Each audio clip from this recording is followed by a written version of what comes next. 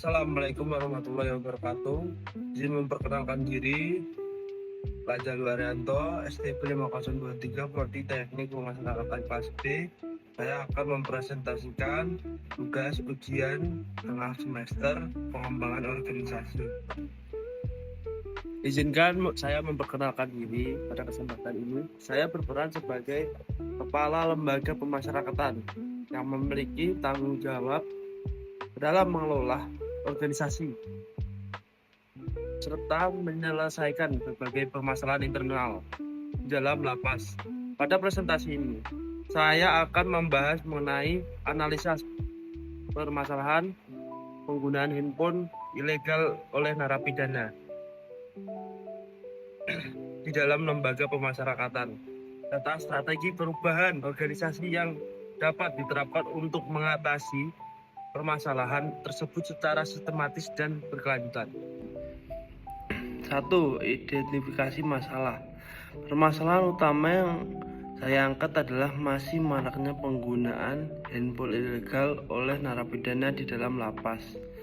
Masalah ini bukanlah hal yang sepele, karena memiliki dampak yang sangat luas dan berbahaya, baik bagi keamanan internet, lapas, maupun masyarakat secara umum. Penggunaan handphone ilegal memungkinkan narapidana untuk berkomunikasi tanpa pengawasan, mengatur tindak kejahatan dari dalam lapas, mengendalikan jaringan narkoba, melakukan penipuan secara online. Berdasarkan berbagai sumber seperti berita nasional, laporan resmi, serta hasil razia yang dilakukan oleh petugas, masih sering ditemukan handphone di dalam lapas. Hal ini menunjukkan bahwa meskipun upaya pengawasan telah dilakukan, namun belum berjalan secara efektif dan masih terdapat celah dalam sistem pengamanan. Jika kondisi ini terus dibiarkan, maka fungsi utama lembaga pemasyarakatan sebagai tempat pembinaan akan terganggu dan bahkan dapat menjadi tempat berkembangnya kejahatan yang baru. 2. Diagnosis organisasi.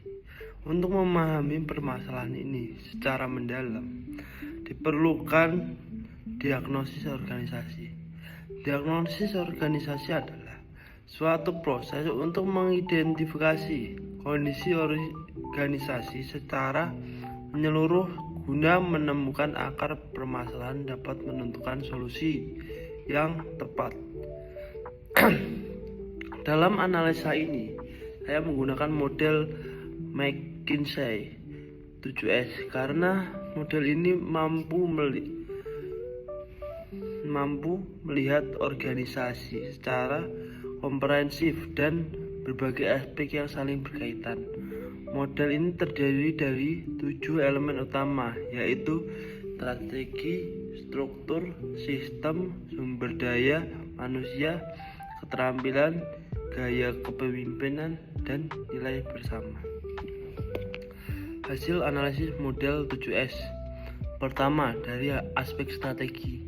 Organisasi belum memiliki strategi yang secara khusus dan terfokus dalam mengatasi penyalahgunaan teknologi komunikasi di dalam lapas. Kedua, dari aspek struktur, pembagian tugas pengawasan belum berjalan secara maksimal, sehingga masih terdapat celah dalam kontrol terhadap narapidana. Ketiga, dari aspek sistem, penggunaan teknologi keamanan seperti jammer atau alat pemblokir sinyal masih terbatas atau belum optimal. Keempat, dari aspek sumber daya manusia, jumlah petugas tidak sebanding dengan jumlah narapidana, sehingga pengawasan menjadi kurang efektif. Kelima, dari aspek keterampilan, masih terdapat petugas yang belum memiliki kemampuan dalam mengawasi penggunaan teknologi secara modern. Keenam, dari aspek gaya kepemimpinan, pengawasan belum dilakukan secara tegas dan konsisten sehingga belum memberikan efek yang jerah. Ketujuh, dari aspek nilai bersama, masih terdapat kurangnya integritas yang membuka peluang terjadinya pelanggaran oleh oknum. Akar masalah. Berdasarkan hasil diagnosis tersebut, dapat disimpulkan bahwa akar masalah bukan hanya pada narapidana, tetapi juga pada sistem organisasi itu sendiri. Akar masalah utama meliputi 1. Lemahnya sistem pengawasan. 2. Kurangnya pemanfaatan teknologi keamanan. 3. Keterbatasan jumlah dan kualitas sumber daya manusia. 4. Kurangnya ketegasan dalam kepemimpinan. Dan selanjutnya, serta adanya penyimpangan oleh oknum petugas. Hal ini menunjukkan bahwa permasalahan bersifat sistemik dan memiliki solusi yang menyeluruh. 3. Proses diagnosis. Proses diagnosis organisasi dilakukan melalui beberapa metode. Pertama, observasi, yaitu dengan melihat kondisi nyata di dalam lapas. Kedua, studi literatur, yaitu mengkaji berita, jurnal, dan laporan resmi yang relevan. Ketiga, analisis data secara sekunder, yaitu menggunakan data yang sudah tersedia dari instansi terkait. Keempat, wawancara konseptual, yaitu memahami kondisi melalui pendekatan analisis, peran, dan pengalaman. Diagnosis yang baik harus memenuhi beberapa karakteristik, yaitu 1. Sistematis dan struktur.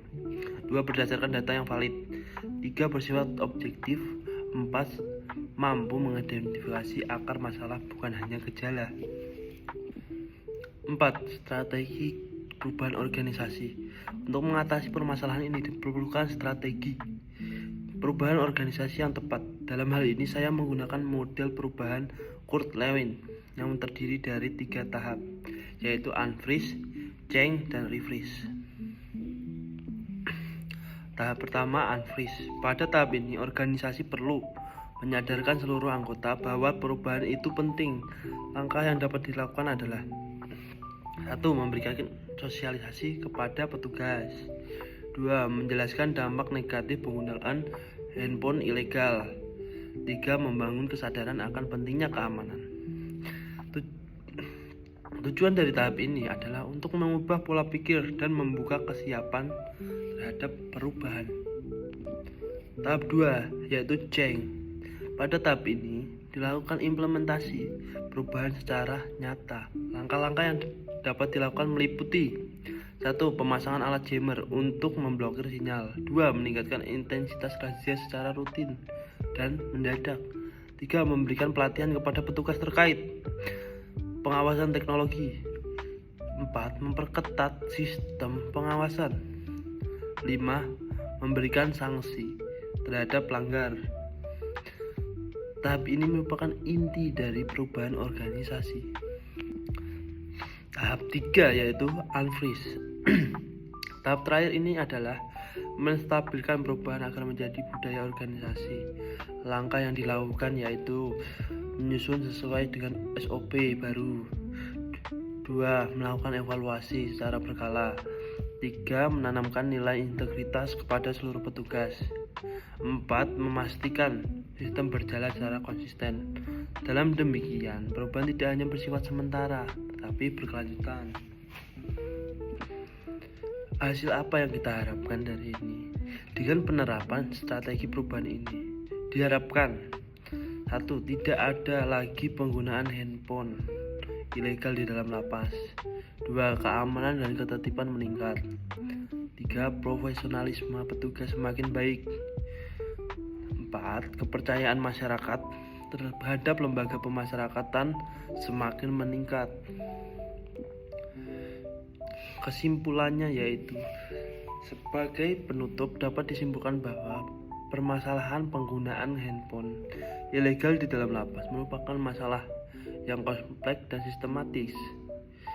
Masalah ini tidak hanya disebabkan oleh narapidana, tetapi juga oleh kelemahan dalam sistem organisasi sumber daya manusia serta pengawasan. Oleh karena itu, diperlakukan pendekatan yang komprehensif melalui diagnosis organisasi dalam penerapan strategi perubahan yang tepat. Penutup, rekomendasi yang dapat diberikan adalah: 1. Meningkatkan penggunaan teknologi keamanan. 2. Mengembangkan kompetensi sumber daya manusia. 3. Memperkuat pengawasan dan menegakkan aturan. 4. Menanamkan nilai integritas dalam organisasi. Dengan langkah-langkah tersebut, diharapkan lembaga pemasyarakatan dapat berfungsi secara optimal sebagai tempat pembinaan, bukan sebagai tempat berkembangnya kejahatan yang baru. Akhir kata saya mengucapkan terima kasih atas perhatian yang diberikan. Wassalamualaikum warahmatullahi wabarakatuh.